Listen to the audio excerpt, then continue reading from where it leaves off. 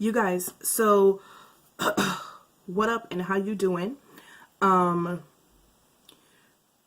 I realized the other day that I just got to February on my aftermath videos and we are currently in October.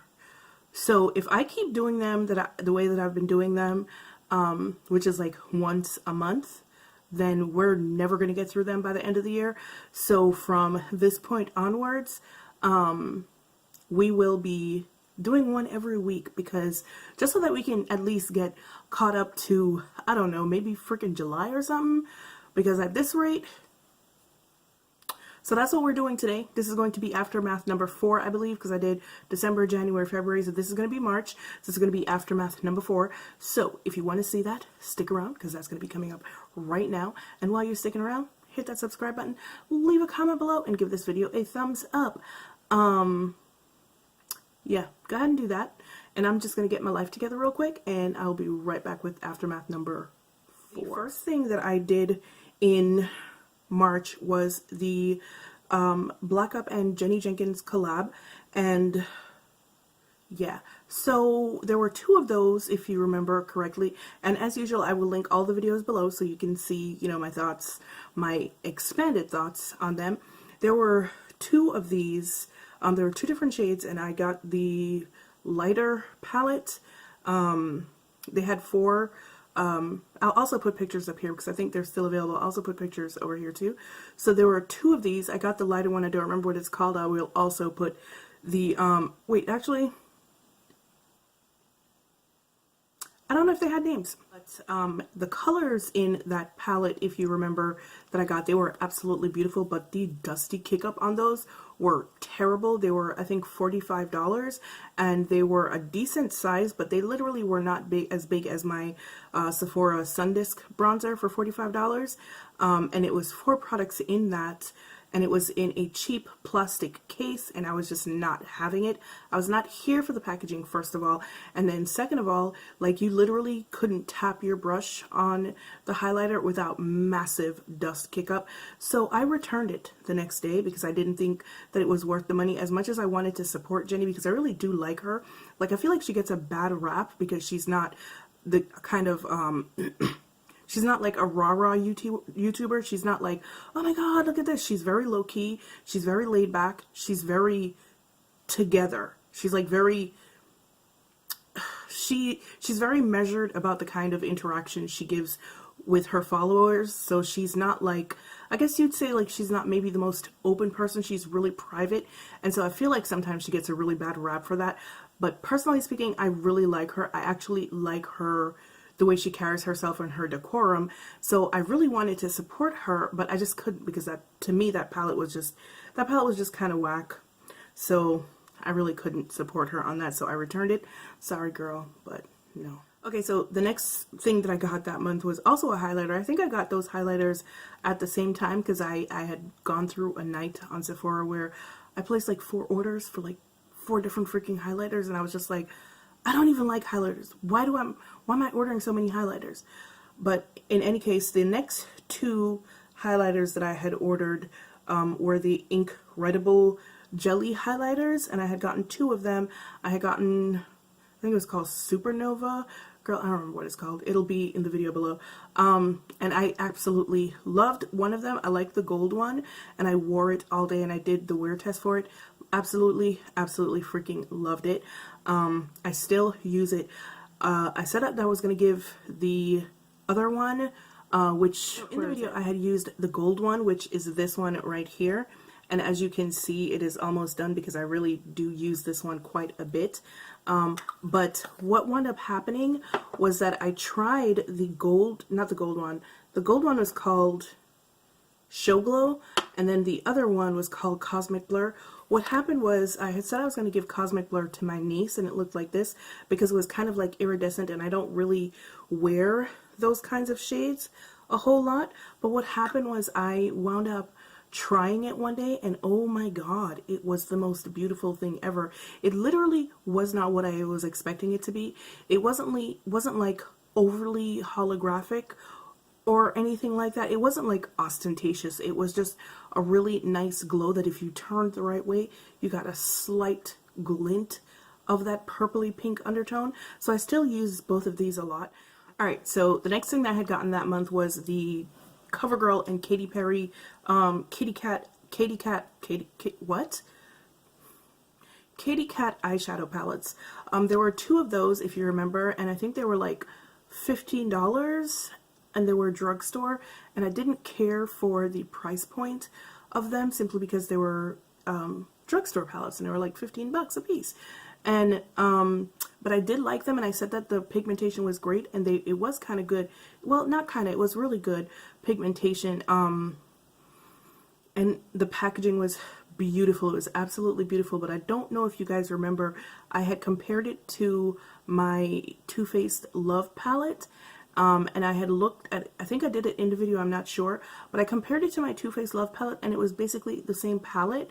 So I, number one, wasn't like already thrilled at paying $15 for drugstore palettes, but it was basically a quad, a drugstore quad.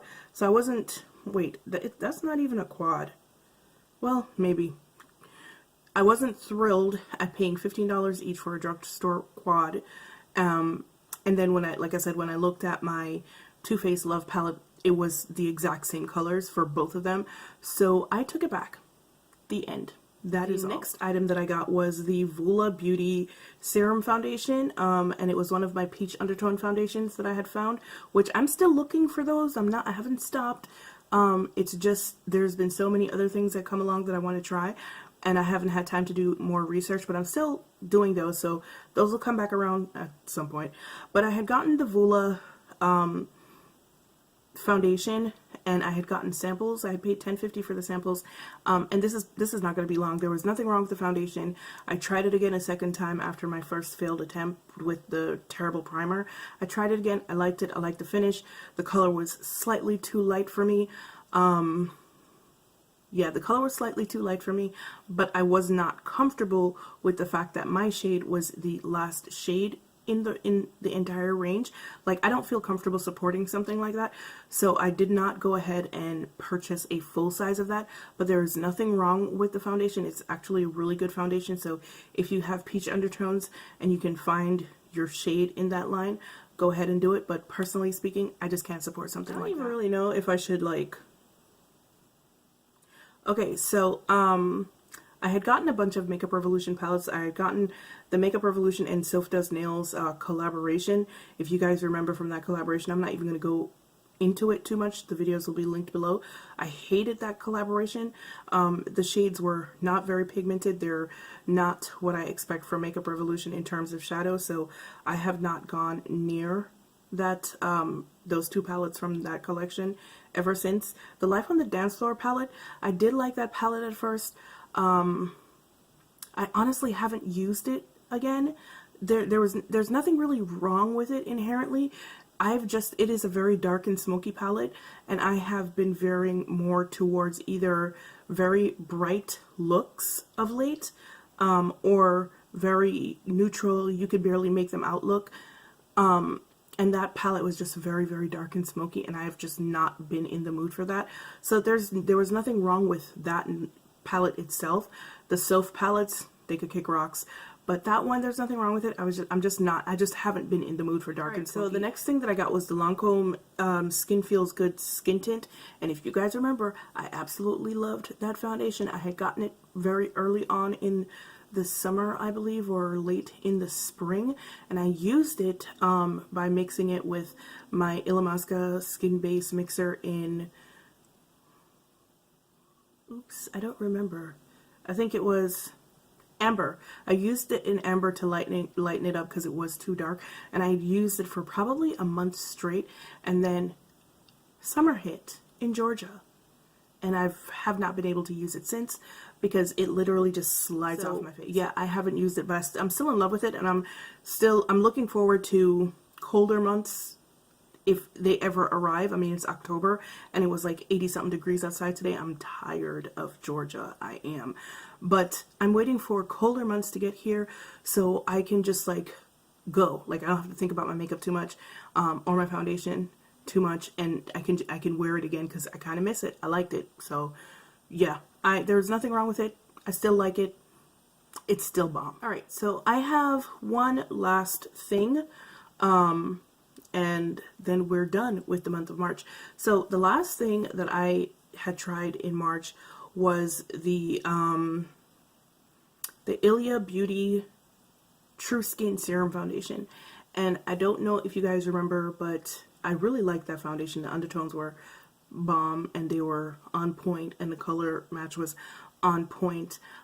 Everything about that foundation was on point, except the fact that there were only 10 shades, and my shade was a last shade in the range. Like I've said before, I'm not the darkest chick, and I'm not the lightest chick. I'm like somewhere in the middle, you know, for brown girls, black girls, whatever. So the fact that my shade was the darkest shade is kind of crap. And like I said, with the Vula foundation, I honestly, I have a hard time supporting stuff like that. If a brand is not like really inclusive, I have a very hard time purchasing and using their products. If I have ethical or philosophical issues with a brand, I have issues using their products. Like case in point, the Tutti Frutti collection. A friend of mine who is a huge YouTuber sometimes sends me stuff that because she's white, so she sometimes sends me stuff that that she won't be able to use because she'll get a lot of PR and there's stuff in there for darker skin. So sometimes she'll send me stuff that she can't use and she thinks that I might like. And she sent me a whole bunch of the Tutti Frutti collection. She sent me 2 palettes, she sent me 2 blushes, she sent me some of the lip toppers, she sent me 2 of the eye products, and she did send me the foundation as well. She sent me 2 of the foundations because she didn't know which one. And I have not been able to use any of those products. They're sitting over there in a box because I have ethical issues with Too Faced's parent company. So ever since Too Faced got bought, I haven't purchased a Too Faced product. If you guys remember last year, I did purchase a Too Faced product because I forgot that they had been bought, and I took it right back to the store. Me being who I am, it makes me unable to use that product in any way, shape, or form. All of that to say, I kept becoming increasingly more uncomfortable using the foundation simply because my shade was the last shade in the range. I know a lot of people don't care about stuff like that, but this is who I am, so I wound up taking it back. I loved that foundation. I don't know if you guys remember, but I loved that foundation. And I took it back because, yeah. Alright guys, thank you so much for joining me for Aftermath number 4. I hope that, I don't know what I hope. Like, what am I hoping? Anyway, thanks for joining me for Aftermath number 4. As you can see, did my views change? I don't know. I'm going to have to watch all those videos again to figure it out. But February was kind of a, February, no. March was kind of a trash month. March was a little bit rubbish, yeah. It was. Alright guys, thanks for joining me once again. As usual, it's been real, it's been fun, and I will see you guys in the next one. Bye.